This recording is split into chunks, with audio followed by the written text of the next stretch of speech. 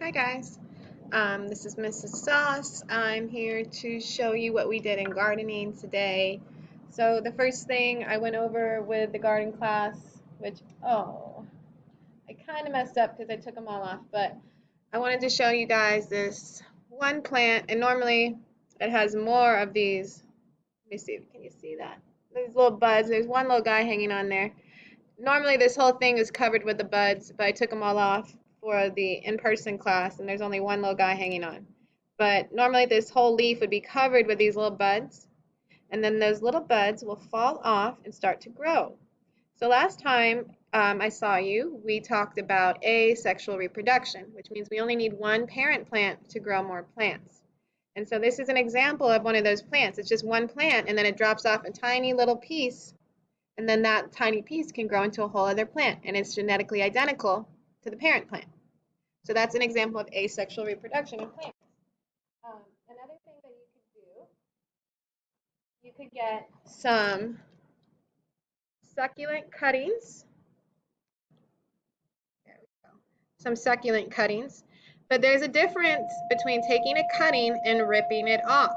So I want you to look at this one. This guy has been ripped off of the succulent. This guy has been gently removed, and he still has a nice clean cut. So this is a clean cut. This is a ripped succulent. So you want to have a clean cut off your succulent leaf. Once you have those clean cuts, get a couple of them. Get as many as you like, really. Um, so I have 3 here. You let them dry out for a couple days. You can leave them outside and just let them dry like this. After they've dried out for about 3 days, you can go get yourself some succulent soil, which is going to be more sandy, and we'll do another lesson on the different types of soil. So you get your succulent soil, and then you don't want to water it too much, okay guys, because succulents don't need a lot of water. If you overwater these succulent cuttings, then they can start to rot. So I have a spray bottle, and you can just spray it, not too much. It doesn't need too much water, okay? So these are kind of like cactuses. They don't need a lot of water.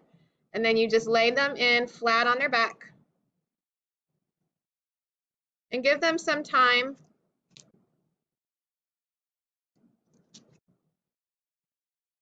It depends what kind of succulent you have, but some of them could take only a couple weeks. Some of them might take a couple months, okay? So be patient with them and come and spray them every now and then. Check them for their roots, and then you should get a couple new succulents out of that. Another example of propagation is if we use something called baby sun rose.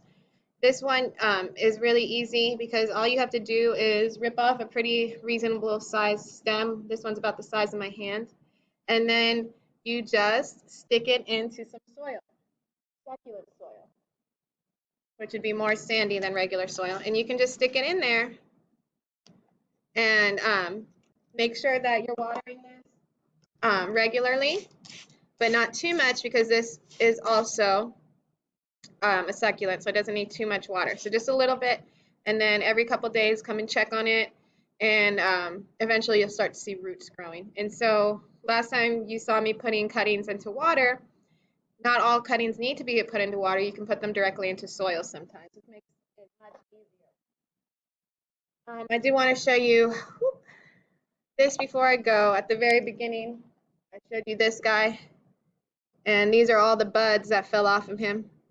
And so we can take these and we can spread these around wherever we want more succulents to grow. These are kind of like our baby succulents.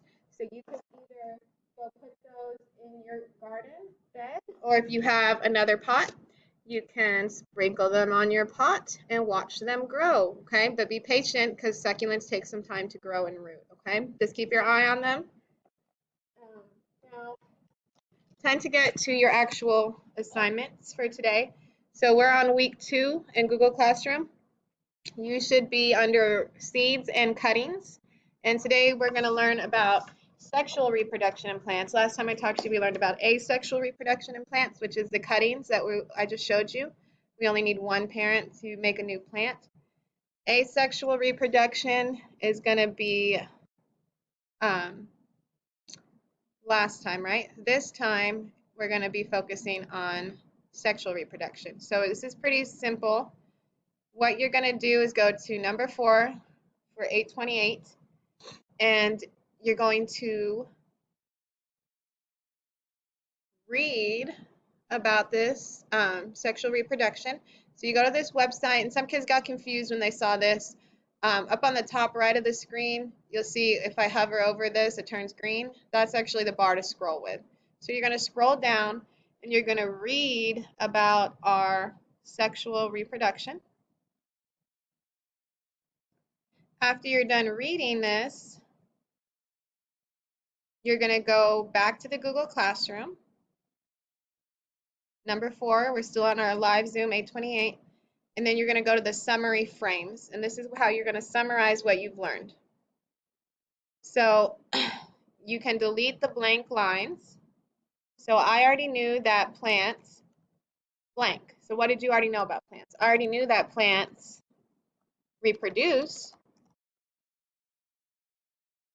I learned some new information about, and then you could delete that line, sexual reproduction in plants.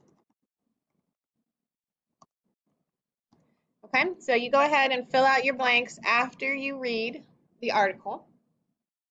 Before I go, I'm going to remove my screen and share a video instead.